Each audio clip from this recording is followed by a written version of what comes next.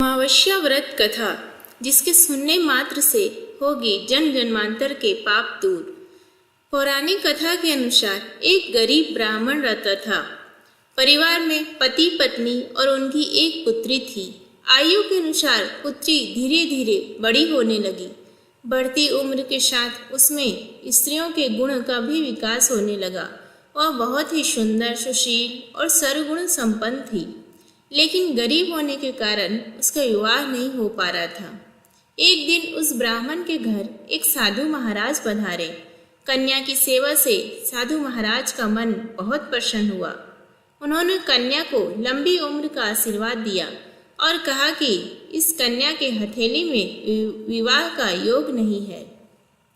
इस बात से चिंतित होकर ब्राह्मण परिवार ने साधु से उपाय पूछा कि कन्या ऐसा क्या करे कि उसके हाथ में विवाह योग बन जाए।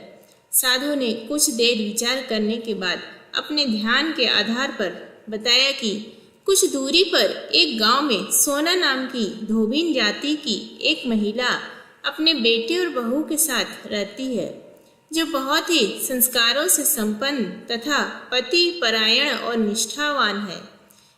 यदि ये कन्या उसकी सेवा करे तो इसके बुरे योग मिट सकते हैं।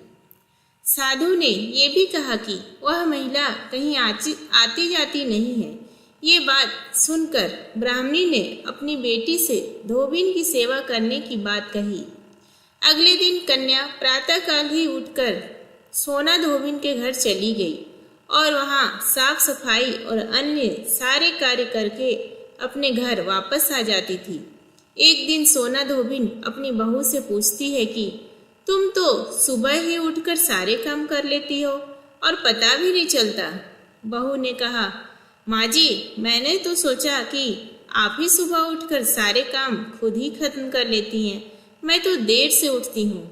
इस पर दोनों सास बहू निगरानी करने लगी कि कौन है जो सुबह ही घर का सारा काम करके चला जाता है। कई दिनों के बाद धोबी ने देखा कि एक कन्या अंधेरे घर में आती है और सारे काम करने के बाद चली जाती है।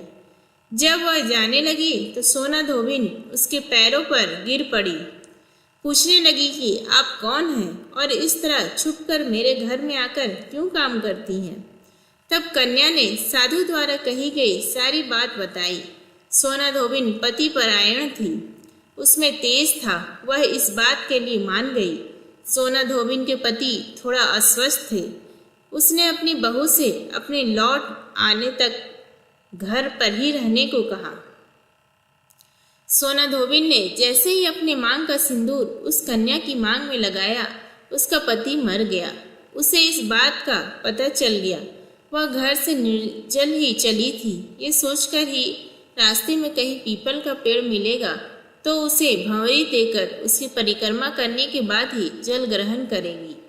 उस दिन सोमवती अमावस्या थी।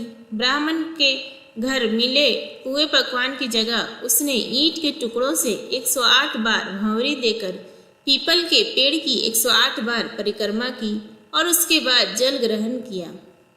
ऐसा करते ही उसका पति वापस जीवित हो गया। इसलिए माना जाता है कि इस दिन व्रत आदि करने से पुण्य फल की प्राप्ति होती है।